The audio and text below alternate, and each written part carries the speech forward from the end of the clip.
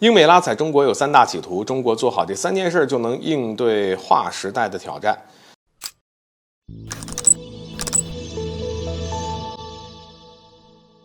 大家好，欢迎来到赵探观察室。近日，英国一家重要情报机构负责人公开警示盟友，表示中国很快将成为技术超级大国，并且会对西方构成划时代的挑战。而与此同时，美国也在大刀阔斧地推行对华技术封锁的措施。众所周知，近些年来，英国正在紧跟美国脚步，甚至愿意牺牲自己的利益。比如在经济上为了与美国加强合作，选择脱离欧盟。最终英国经济并没有因为与美国加强合作而有所好转。但是欧盟国家对英国的态度都变得非常厌恶双方的这个贸易也在逐渐减少。而军事上呢，英国更是全力的配合美国屡屡出动海上力量和美国海军到中国周边制造压力。所以你看这个美英现在这么一拉一踩的做法，很明显是对我国露出了很大的敌意的，还隐藏着三大企图。首先就是继续强化中国威胁论，这种论调呢遍布整个西方，最终成为所有西方民众默认的事实所以它让整个西方国家在谈及我国时都能够同仇敌忾。其次就是为了强行占有中国企业财富来寻找一些借口。要知道近期无论是英美都对我国企业进行了不合理的制裁，严重违反了美英所推行的他们的所谓的自由贸易理念。当然其他西方国家民众也并不愚蠢，其他国家政府也担心这个美英用同样的方式来对付他们，所以呢美英必须给出一个合理的解释，这就是最好的借口。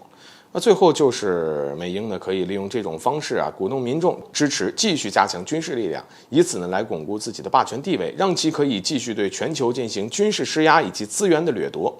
但是英国情报机构负责人有一句话他没说错，那就是中国正在面临划时代的挑战。如何应对这场划时代挑战呢？相信接下来会成为我国头等大事儿。当然如今我们并不是孤家寡人，自从法国总统马克龙访问我国，并且与我国签署了大量的这个合作协议之后呢，欧盟对我们的态度就发生了一个巨大的转变。欧盟外长近日发表了重要的讲话，说中国已经焕然一新，并且开始处于世界经济的心脏地带。但是欧盟也不害怕中国崛起，因为欧盟可以与中国进行合作进行共赢。这位欧盟外长也相信呢，未来的世界局势取决于中国如何发力，而欧盟只需要合理借助中国的力量，这既符合中国的利益，它也符合欧洲的利益。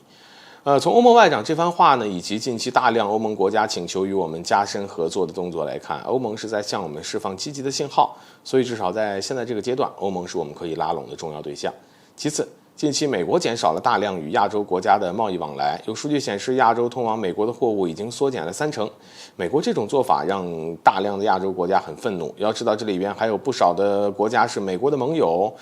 这其实也是我国的机会。只要我们能在亚洲提供一个公平共赢的合作机制相信有不少国家会选择站到我们身边。另外还有消息说呢，大量的国家正在增持人民币，动摇了美元的全球地位，这说明中国在全球影响力和信誉已经变得非常牢靠。